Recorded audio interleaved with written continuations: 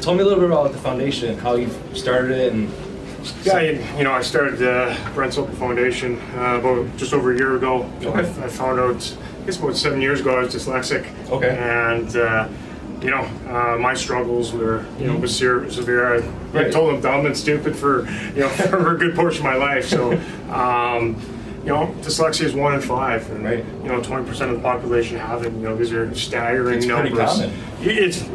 It's really common, and nobody really knows. And you talk Right. about autism, everybody knows about and talks about that, and it's 1 in 65. wow. So people don't understand how debilitating it is if you don't know what Right. it is. And so, my struggles, I'm just trying to help out kids. Right. One kid I can get them to understand, because it ends up being, you don't have self-esteem, and you're Right. told, you're dumb and stupid, Yeah. you can't read, and you see your peers struggling. Mm-hmm. So just, getting out there, trying to do what I can to not have a kid feel the way Right. I felt my whole life. I still struggle dearly with it, today. Cool. That's a great message. It's nice to see that. Take advantage of your platform. Try to do your best. It's awesome. Yeah, and platform is. I do have a platform right now, and I'm just trying to use it to help kids. Right. Like I said, Right. they're our future. It doesn't matter. You talk about obviously politics. Everybody's Republicans, but it doesn't matter what. Those Right. are our future, and we're leaving them high and dry. And I just want to do what I can. Right. That's awesome. I'm glad to hear that. It's nice to see that. Athletes try to reach out, help the kids in any way that they can. It's awesome. Tell me about your book. It's a work in progress right now. Okay. We got a lot of things, good things on the go. Right now. And Right. there's one of the books that I'm talking about doing. I don't want to let the cat too far out of the bag, but again, it's going to have the background of helping kids. Right. When you got 20% of the population that struggle, as I have, that's a lot of people. Yeah. And there was an article written, in Texas prison. They interviewed everybody in there. 80% of them were functionally Okay. illiterate, and 45% of them were dyslexic. Wow. So we figured out, half the people in the prisons in the world are dyslexic. Wow. Which is staggering. Yeah. So with my foundation, and with the book and all the everything I'm trying to do is just trying to raise awareness of what it is and what's going on. Because as you heard, these numbers are staggering. Yeah. You really don't think about it, but it actually affects a lot more people than you would imagine. And the other thing is just hereditary. Yeah. So it's not going anywhere. You're born with it. Right. And I'm just trying to take a positive view. I see the world differently. Because we see kind of in a 3D image. 50% of the people who work at NASA are dyslexic. Wow. So it's it's a gift if you can tackle it early and get the kids to understand that we just learn a little bit differently, and get the teachers to teach them that way, so that they're not put in a bad position. For example, I had one gentleman reach out to me, and in his third grade class, he was sat in the hallway all year because the teachers thought he was just messing around. Yeah. And truly, he just had dyslexia. Yeah. It's tough to know how to handle it if you have no experience with it. Yeah, I can never tell a cancer patient how to feel. I've never been there, Yeah. So, I've had this. I struggle with this, so I'm just trying to get out there and help one person, one kid, parent, how to handle their kids and understand, their self-esteem is everything, and Right. we got to work so hard at school. Sometimes coming home and just close that book, because it's just it's truly a battle every single day till you're old enough and really understand how to handle it. There's no straight line in our world. We got a zigzag, so there's a lot of energy we have to give up every day. Right. That's a fair point. Valid point. Now, how did this affect you during your playing? Did it affect your playing at all, or not really? No, it didn't affect. I learned visually, so obviously in hockey we do a lot of video and whiteboard stuff like that. So that was awesome. Okay. For me, it was just it fueled me.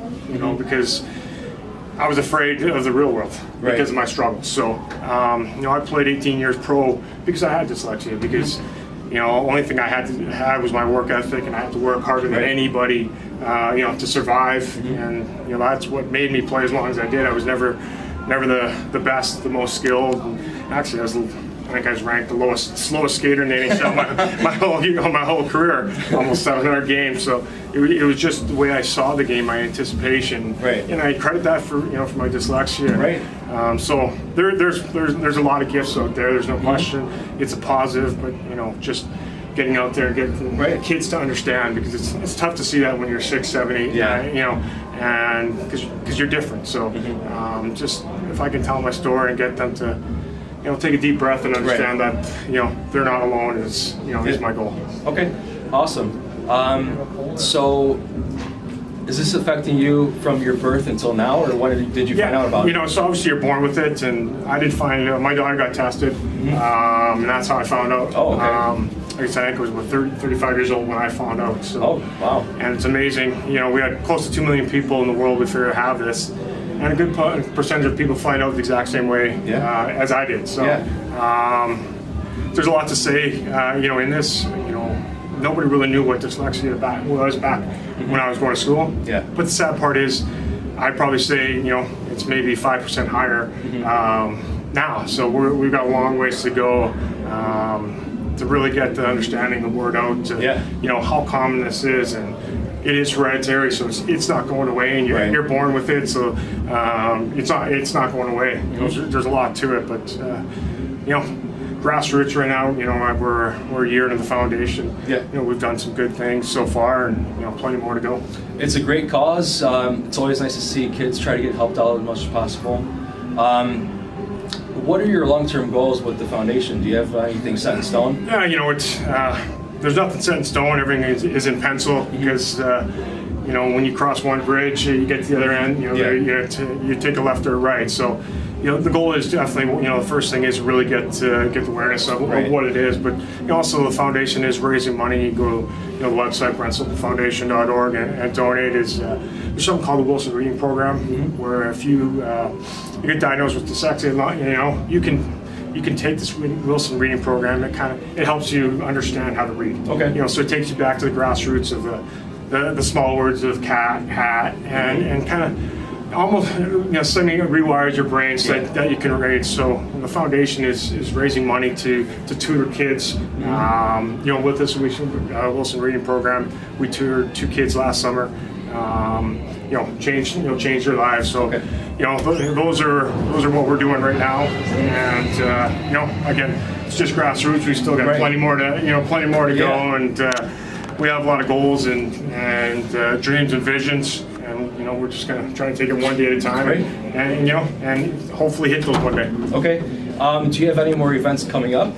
We got we're gonna get through the holidays here and have a board meeting. We got a lot of great ideas that we want to do, and it's we just have to put all the ducks in a row. And I got some amazing board members that brought my foundation to where we are. So we got a lot of ideas, and we're gonna get through the holidays here and sit down and plan out 2019. And there's definitely going to be a lot of events. So people can go to the website. Everything will be posted on the website and on Facebook, so that we can keep the awareness out there, keep the word out there, so people will know what those events are.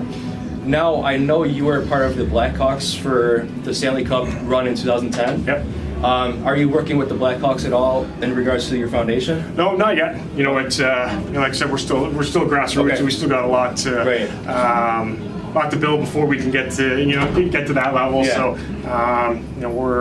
we're putting our nose out there, and one foot in front of the other. To eventually we'll approach them when we feel the foundation is in a good position.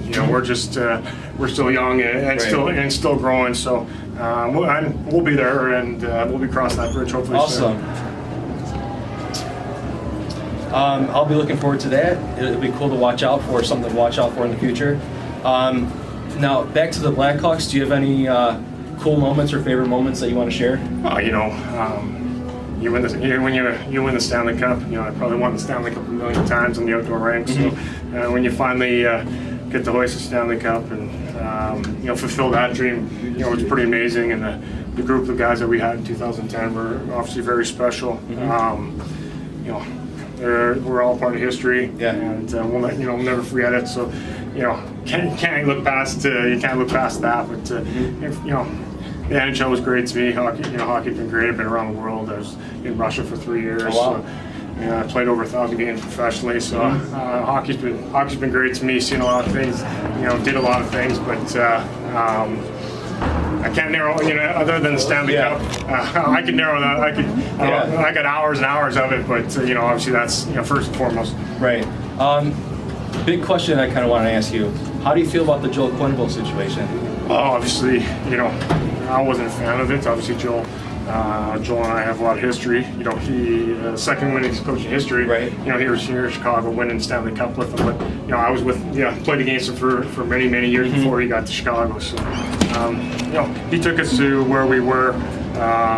But it's a game of wins and losses, and and it's a business, and that's what everybody have to understand. It is a business, and that's the business decision that they have to make.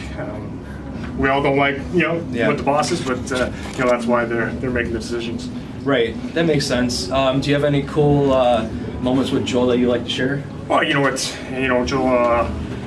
Joel's just such a great coach. He knew how to manage a bench better than anybody. Obviously, I was in the league a long time for a lot of coaches, and Joel was a player's coach, and if he respected you, he respected your space, and if you played hard for him, he respected you. He demanded a lot out of you, but he gave you respect in that demand. He knew how to do it, and that's tough.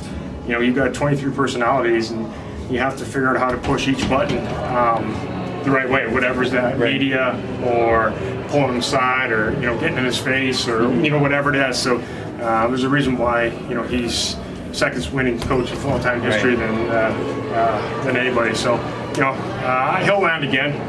He still knows what he's doing. So he'll land on his feet somewhere, and he'll be okay. I think he'll probably just take a time to take a little break for a little bit. He should. It's a long career. And people really don't understand how much work is in coaching. It's a 24-hour job. You get home late, 3, 4 in the morning. You're back at the rink at 7, and obviously they're on the bench for the game, and they probably rewatch that game 3 or 4 more times and break things down, then get prepared for another game. So it's a tireless job. It's a nonstop job. So good for him. He deserves the time. He's got a family, so enjoy that, and see what comes up this summer, and see what he does. Right. That's a good way to look at it, I think.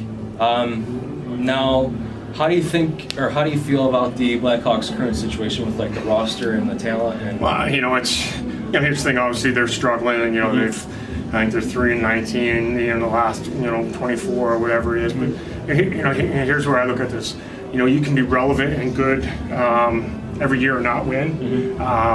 But to win, you've got to give up draft picks. You've got to give up good prospects. And I think I'd rather win 3 Stanley Cups and then struggle for a little bit. You take a look at the LA Kings. So obviously we're going back and forth with LA. And that was a great rivalry. But look where they are. They did the same thing. They gave up prospects. Look where they are. Look at the Pittsburgh Penguins. They gave up prospects. Look where they are. That's just the nature of the business. And in the salary cap world, you have to manage. You win, you get paid. And as a Blackhawks fan, we kind of got spoiled, winning that 3 and 6, but they gave up some great prospects that would be on the team right now, and the team would be really good if they had them. But again, I think I'd rather take the 3 Stanley Cups and have a little bit of a lull right now, and just retweet things, and it's just something I'd rather have the wins than just be relevant. Right. What do you think about the 2 guys that they just acquired, Dylan Strome and Brendan Perlini? No, obviously Dylan Strome's a high draft pick, and prolific scorer in junior. Perlini had almost 20 goals last year. So again, it's part of that tweak that they're going for some younger youth and speed, and hopefully that Dylan Strome can shore up that center ice position, because that's a heavy position in NHL. So again, it's unfortunately you got to give up talent to get talent. Right. And it's a business. Unfortunately, nobody wants to help you in this business. They want to throw give you the anchor and let you drown. They're not going to throw you the life vest and let you float. And that's because it is a business. Yeah, that makes sense. Now I am here with Sports Mockery, and we also have a podcast called The Outcasts, and I'm sure they would love to have you on there and talk a little bit. Yeah, anytime. Yeah, that'd be awesome. Yeah. Talk a little bit more about your book when you have it all set. Yeah, anytime. I'd love to. Yeah, awesome. Well, thank you for your time. I appreciate it. Thank you. I appreciate it. Yeah, thanks for having us. Appreciate it. Thank you. It's been awesome. Go to Sports Mockery for Chicago sports news and commentary from those who know it best, the fans.